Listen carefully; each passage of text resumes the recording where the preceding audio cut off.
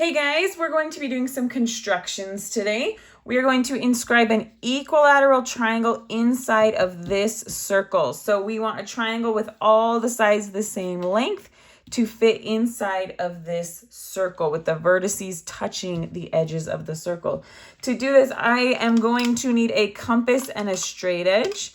There's lots of different ones. I will have a link to this particular one down in the description, but any one that you have will probably work.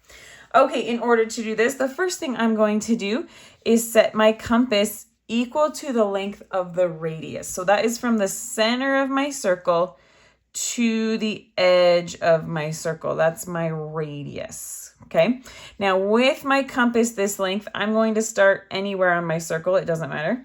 And I am going to make a little arc.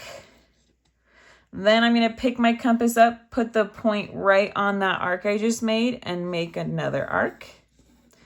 And I'm going to go ahead and do this all the way around my whole circle.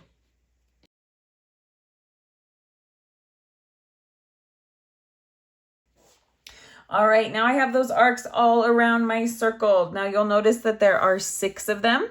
If I were trying to make a hexagon, I would go ahead and link each of these, draw a line between them. If you want to see a video about that, I will link one in the corner. Since we are doing a triangle, we're just going to do every other one. So I'm going to go ahead and pick this one. I like to put a little dot. It helps me line it up a little bit better. Skip one, go to this one. Skip one, go to this one.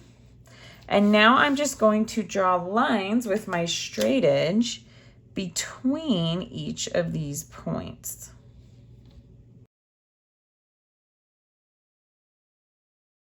All right, just like that, I've got my equilateral triangle inscribed inside of my circle. I hope this was helpful. If you need some more construction videos, that sounds really official, I'll have a playlist linked for you in the corner. Thanks.